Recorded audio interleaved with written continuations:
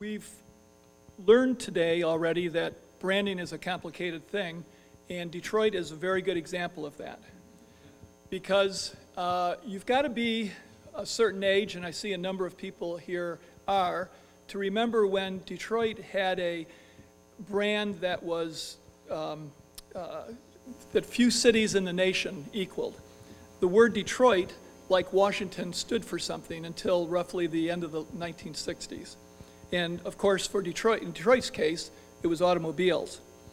At the same time, as Detroit knows all too well what Ken Greenberg talked about this morning about the retreat of the industrial glacier. The ice really compacted Detroit, and things have changed a lot over the last 50 years, and the branding has changed, both the branding that's imposed from outside and the branding that arises from inside. So it's a great example Detroit's a good example because it's a city that had a brand and lost it, and it's trying to get it back. And here's a newsreel clip from about 1950 that will, I think, summarize quickly what it was like when Detroit meant Detroit. Cars, the Motor City. Look at the crowds that were at that parade, too. That was a brand that obviously everybody bought into. People were profiting from it, obviously, if you're a Detroit resident. I want to back up just a touch. Detroit's a really old city, and it's actually had many brands over the years. It was founded in 1701, but I'm going to summarize its history in about 15 seconds. Founded in 1701, governed by the French and then the British before the Americans took over after the Revolution. And it grew slowly through the 18th and 19th centuries. At the end of the 19th century, it was called the Paris of the West because of its broad avenues and many trees. And then coincidentally with the 20th century, right about 1900, boom, the auto age took off. And imagine these elements if you're trying to build a brand. Henry Ford, clearly the Bill Gates of his day, perhaps, the most written about person in America between the World War I era and World War II. The assembly line, the $5 day, the birth of the middle class, the labor movement. Detroit was the Silicon Valley of the early 20th century. It was this brand new invention that drastically changed people's lives, and all the smart people who were engineers and who worried about gear ratios and things like that were coming to Detroit to be part of this industry, and it was an industry that employed hundreds of thousands of people. There were factories in Detroit that literally had 100,000 people working for them. So the population grew in 1900 from 285,000 to 1 million in 1920. And over the next 30 years, by 1950, it grew to 2 million people within the city limits itself. And it became, by no quibbling, that it was the mightiest, most sophisticated factory town in the world. It was seen as the most productive city in the most productive nation on earth, home to the biggest corporation in the world, General Motors, and one of the mightiest unions, the United Auto Workers. The brand was really clear, the Motor City, other terms that were used, dynamic Detroit, the arsenal of democracy during World War II when all the auto plants were converted to make war armaments. The city of champions. Detroit had the biggest flag in a department store that was 25 stories tall. It had automated signs next to the freeways tickers that ticked off the number of cars that were produced each year, or to that point in the year. But just as quickly as the boom started, it started falling apart in the post-World War II era, in the early 1950s. And the reasons are very complicated, and we could have a whole day discussion like we are today about branding, about what happened to Detroit. But here's some of the milestones in the 1950s as things started changing, literal things started changing in Detroit, and of course, people's stories started changing, both Detroiters and people from the outside. In the 1950s, the big change was the loss of industrial jobs. Detroit lost like 150,000 jobs between 1947 and 1963 alone. So imagine if 20% of the jobs of Tacoma were wiped out over the next 15 years. In the 1950s, the white population of Detroit declined by 350,000 people, and the African American population rose. 1959, Motown Records was founded. That gave Detroit another nickname, Motown. And it also gave Detroit, in the midst of this decline, actually at the beginning of the decline, it gave Detroit something that was very hip and clearly very lively and something that went around the world. 1967, of course, was the famous or infamous Detroit riot, also called a rebellion. 4 days of what can only be described as insurrection inside the city, sniper fire, burning, and looting that left 43 people dead. 1974, as the decline continued and there were fewer jobs and a rising population of poor people, 714 homicides. So another nickname. The Motor City became the Murder City. And then, if all the social problems and crime weren't enough, Detroit's reason for being became attacked in the 70s. Cars itself were deemed to be crummy and not as good as were being produced in Germany and Japan. The hometown product was considered a gas guzzler and itself was something that was bad for society. And then there were a couple events in 1984, within 2 weeks of each other, that made international headlines. One was a small riot after the Detroit Tigers won the World Series that year. And the image of overturned police cars with a kid dancing in front of it with a tiger pennant went all around the world.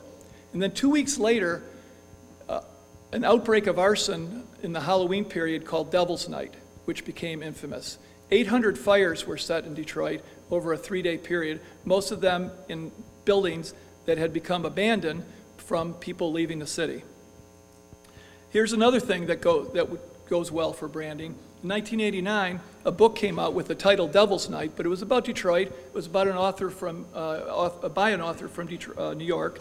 His first chapter was excerpted in the New York Times Magazine, and his book became famous because he called Detroit America's first third world city.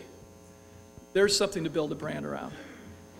So what was happening as far as brand building within Detroit during this time as the city slowly but surely, in every way statistically, almost every year, the statistics got worse and worse. And in retrospect, the reaction looks pretty simple-minded. It was mainly civic boosters and slogans, PR firms, Chamber of Commerce, and they came up with things like this. Say nice things about Detroit. That was a slogan that was pasted on billboards and written around the city. People wore buttons, or I shouldn't say people wore buttons, but somebody passed out buttons in a widespread campaign that said, "Are you a Detroiter or a detractor?" So even though bad things were happening in the city leaders and the opinion leaders chose to attack the messenger very clearly in this, both the media inside Detroit and the media, especially outside Detroit. Moving Detroit forward, world-class city.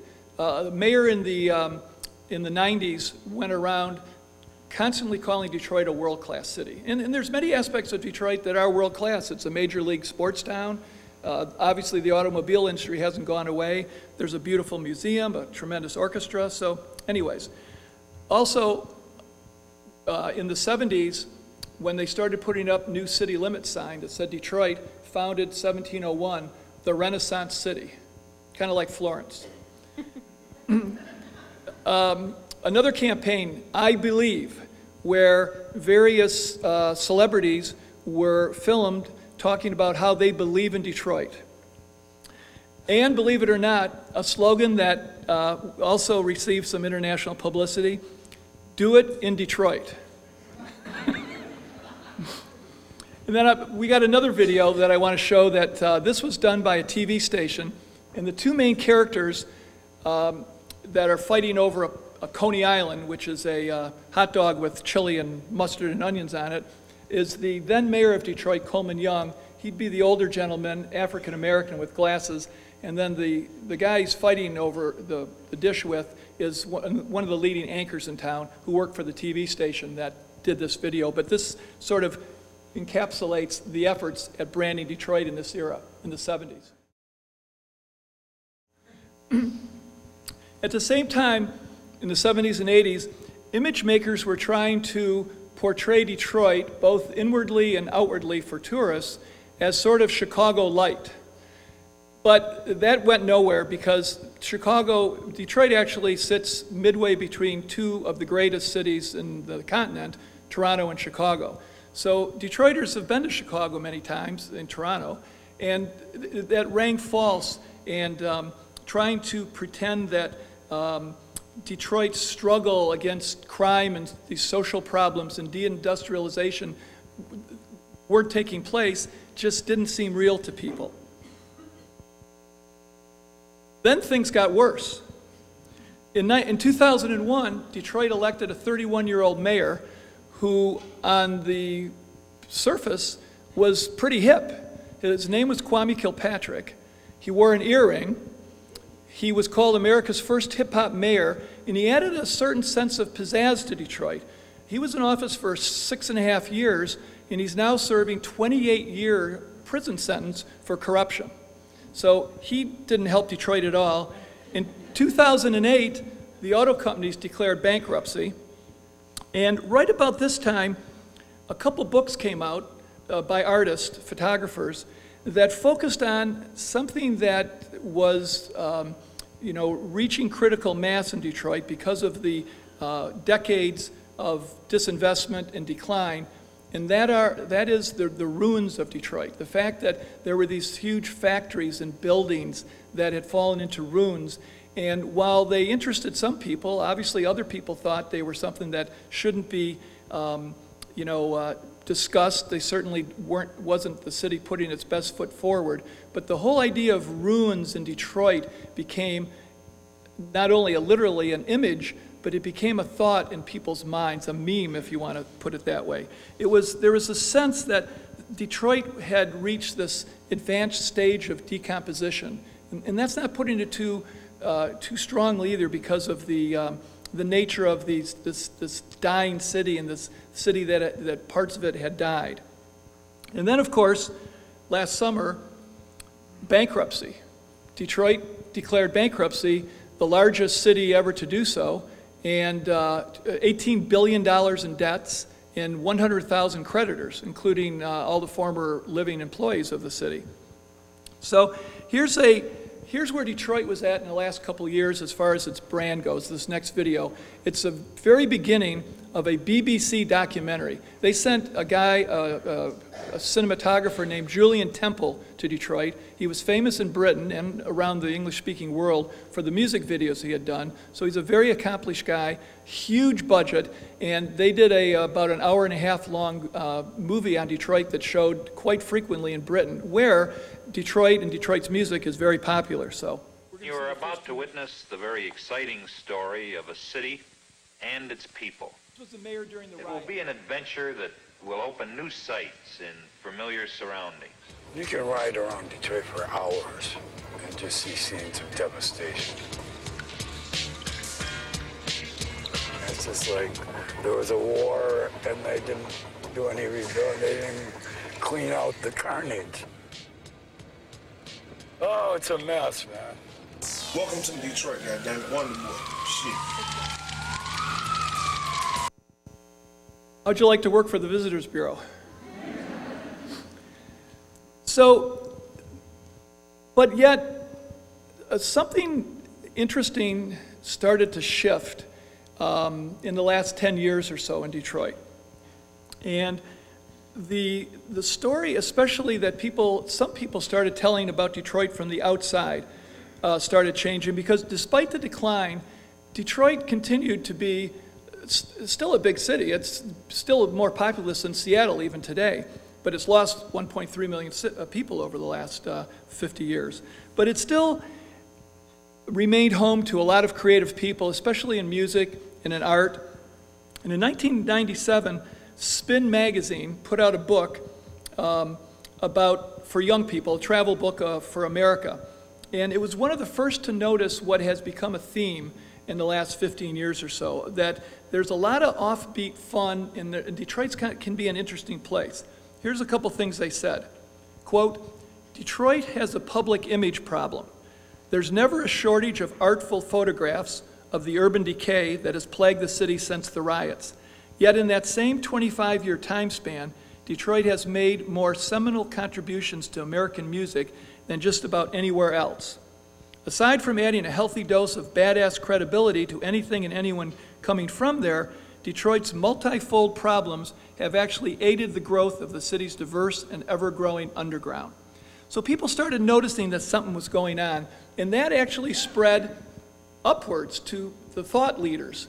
And about 5 or 6 years ago, they started a real branding campaign that's much more sophisticated, and that still goes on. And they've gotten early adopters like the Detroit Tigers to put in their literature, their programs and stuff, and even get the players to buy into the fact that there's a lot of cool things going on in Detroit. They've got a couple of big institutions that are actually on the periphery in the suburbs to talk about themselves being in Detroit.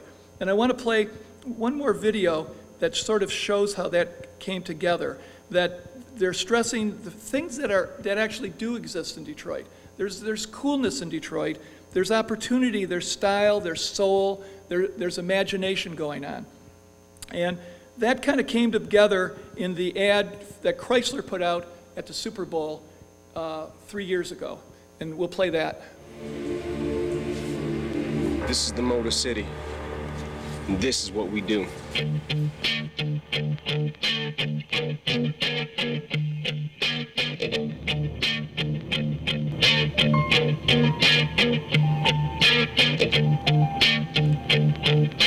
So they even had enough self-confidence to show Detroit in winter.